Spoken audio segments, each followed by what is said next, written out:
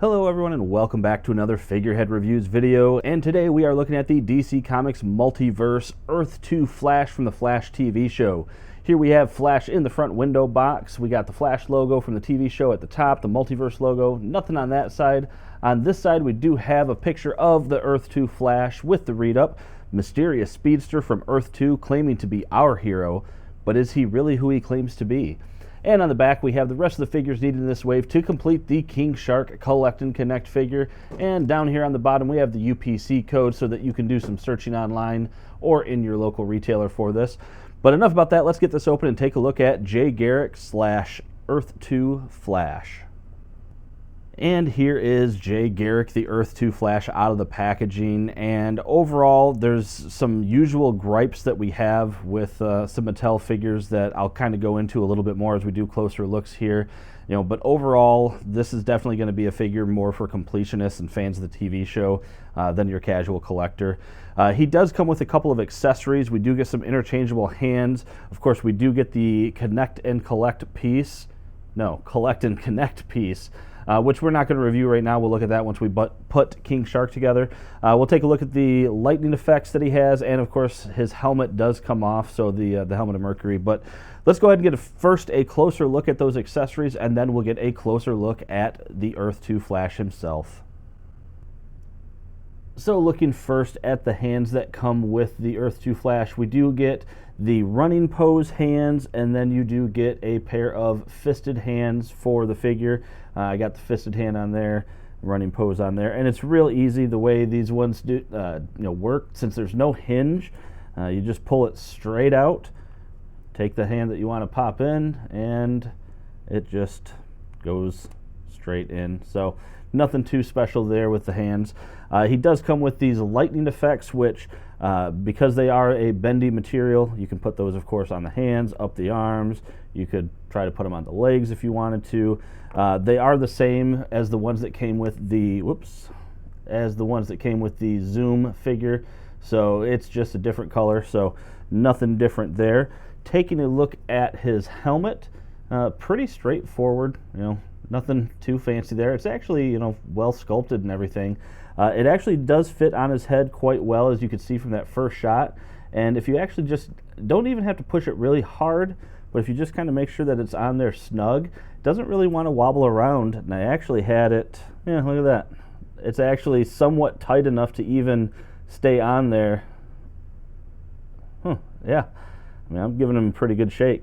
And but at the same time, it's not like it's too tight or anything to where it's going to chip the paint or anything off. So yeah, pretty cool looking helmet there.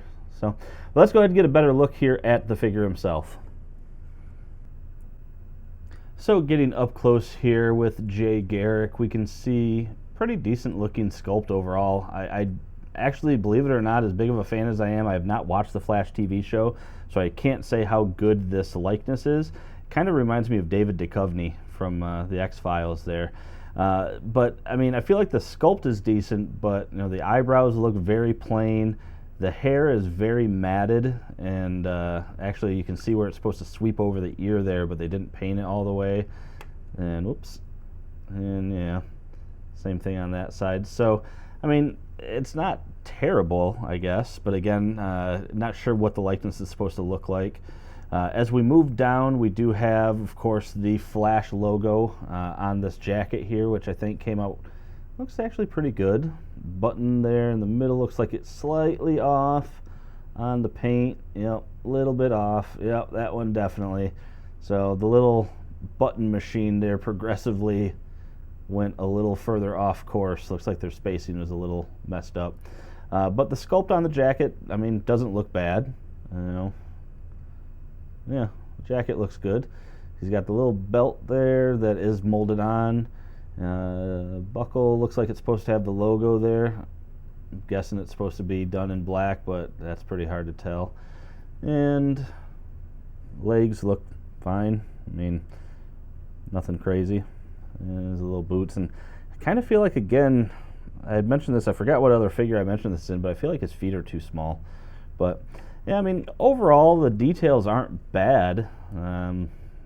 It's Seems to be decently painted for the most part, other than those buttons. So let's go ahead and take a look though at the articulation.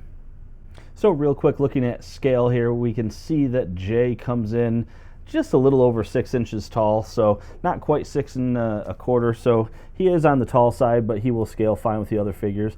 Looking at the articulation, he's got a head that will go from side to side, but nope, nothing there, just a little bit of up and down. Does get up into a decent T-pose. Of course, he does have rotation. There's no bicep swivel. He does have a swivel at the elbow, which is a single joint.